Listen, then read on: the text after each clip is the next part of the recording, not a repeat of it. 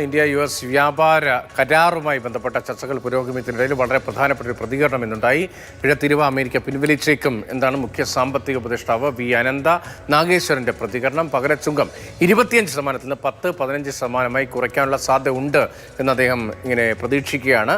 India US വ്യാപാര കരാർ ചർച്ചകൾ പുനരാരംഭിച്ചതിന് പിന്നാലെയാണ് ഇങ്ങനെ ഒരു വെളിപ്പെടുത്തലുവെന്ന് പി ബസന്ത് ആ വിവരങ്ങൾ ഡൽഹിയിൽ നിന്ന് നൽകും.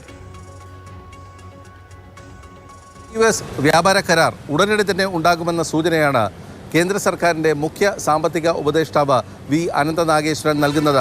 3 കാര്യങ്ങളാണ് അദ്ദേഹം വെളിപ്പെടുത്തിയത്. ഒന്ന്, ഓഗസ്റ്റിൽ അമേരിക്ക ചുമത്തിയ 25% പിഴ തീരുവ പിൻവലിക്കാൻ സാധ്യതയുണ്ട് എന്ന് അദ്ദേഹം പറയുന്നു. നവംബർ അവസാനത്തോടെ ഇക്കാര്യത്തിൽ ഒരു ധാരണയുണ്ടാകും. 2, അമേരിക്ക ആദ്യം ചുമത്തിയ 25% പകരച്ചുങ്കം അത് 10 മുതൽ 15% വരെ കുറയ്ക്കാനുള്ള സാധ്യതയാണ് അദ്ദേഹം കാണുന്നത്. അങ്ങനെയാണെങ്കിൽ അത് ഇന്ത്യയുടെ വ്യാപാര മേഖലയെ വീണ്ടും പഴയ സ്ഥിതിയിലേക്ക് കൊണ്ടുവരും എന്ന് അദ്ദേഹം പ്രതീക്ഷിക്കുന്നു. 25% പകരച്ചുങ്കമാണ് അമേരിക്ക ആദ്യം ഇന്ത്യക്ക് മേൽ ചുമത്തിയത്. മറ്റ് രാജ്യങ്ങൾക്കെന്ന പോലെയാണ് ഇന്ത്യക്ക് മേലും 25% ചുമത്തിയത്.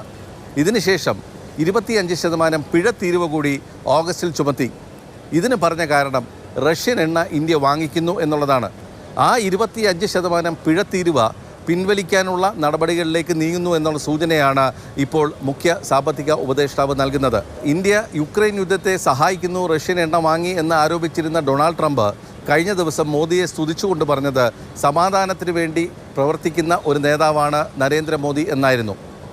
അപ്പോൾ ചർച്ചകൾ വളരെ സജീവമായി പുരോഗമിക്കുന്നു എന്നുള്ള സൂചനയാണ് നമുക്ക് മുഖ്യ സാമ്പത്തിക ഉപദേഷ്ടാവിൻ്റെ വാക്കുകളിൽ നിന്നും വായിച്ചെടുക്കാൻ കഴിയുന്നത്.